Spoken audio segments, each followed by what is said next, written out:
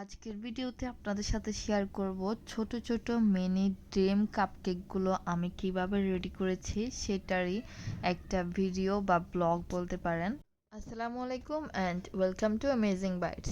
প্রথমেই কাপকেকগুলোর জন্য আমার বেস কেকটা আমি রেডি করে নিয়েছি, আর এটা আমি 9 ইঞ্চি মোল্ডে ময়েস্ট কেক বেস রেডি করে নিয়েছিলাম। এরপর কেক বেসটা ঠান্ডা হওয়ার পর এখন আমি এটাকে দুইটা স্লাইসে করে ভাগ করে নিয়েছি, আর এগুলো আমি একটা জারের ঢাকনা দিয়ে কেটে নিচ্ছি। যেহেতু আমার কাছে কাটারগুলো ছিল না, তাই আমি এইটার সাইজ অনুযায়ী কেটে নিয়েছি, যেটা কিনা একদম পারফেক্ট ছিল কাপগুলোর জন্য। এইটার ভিডিও দেখে আপনাদের নিশ্চয় মনে হতে পারে এইগুলো কোনো ব্যাপার না, অনেক ইজি একটা কাজ। আসলেই ইজি কাজ, যদি না আমি ভিডিও করতাম।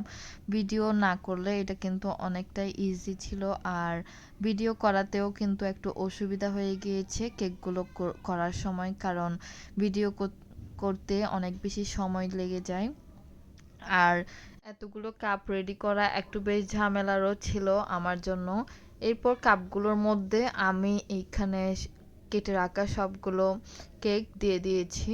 এরপর এখানে কফির একটা সিরাপ দিয়ে দিচ্ছি, যেটা কিনা এই কেকের জন্য বেস্ট বলা চলে। এখানে কফি, এরপর গুঁড়া দুধ, চিনি এগুলো দিয়েই আমি এই সিরাপটা রেডি করে নিয়েছিলাম। আর এই সিরাপটা কেকটা যখন অ্যাবজর্ব করে নেবে, এটা কিন্তু অনেক বেশি মজা লাগে খেতে। আর এই কেকের জন্য আমি মেইনলি এই সিরাপটা ইউজ করে থাকি। এরপর সবগুলো কেককে চকলেট মুজ ক্রিমটা দিয়ে সেট করে নিয়েছিলাম, যেটা কিনা ভিডিওতে স্কিপ হয়ে গিয়েছিল। এখন আমি সবগুলো কেকের মধ্যে চকলেট গানাশ দিয়ে দিচ্ছি, আর এরকম একটু সাইড দিয়ে ঘুরিয়ে নিচ্ছি যাতে করে এগুলো সব দিকে স্প্রেড হয়ে যায়। আর এখানে কিন্তু প্রত্যেকটা কেকে আলাদা আলাদা করে দেওয়া, সবগুলো কেকে গানাশগুলো সেট করা, এগুলো কিন্তু আসলে অনেক বেশি কষ্টের কাজ, যেটা কিনা এই অর্ডারটা না নিলে আমি বুঝতেই পারতাম না।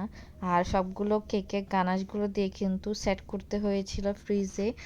এরপর এখানে চকলেটের একটা শেল দেওয়া হবে, যার কারণে এই গানাশটা সেট হওয়া অনেক বেশি জরুরি।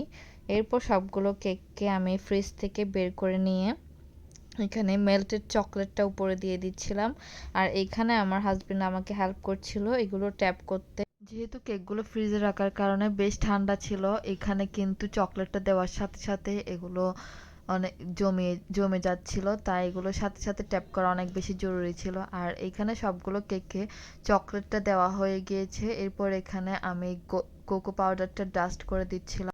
এই কাজগুলো করার সময় মনে হচ্ছিল এগুলোর চেয়ে কিন্তু বড় কেকের কাজগুলো অনেক বেশি ইজি। আর এই তো এখানে সবগুলো কেকের মধ্যে কোকো পাউডার ডাস্ট করে দেওয়া শেষ। আলহামদুলিল্লাহ এই কেকের রিভিউ কিন্তু অনেক বেশি ভালো ছিল, যেটা আমি ভিডিও শেষে অ্যাড করে দিয়েছি। আপনাদের কাছে আজকের ভিডিওটা কেমন লেগেছে অবশ্যই কমেন্ট করে জানাবেন। আল্লাহ হাফেজ সবাইকে।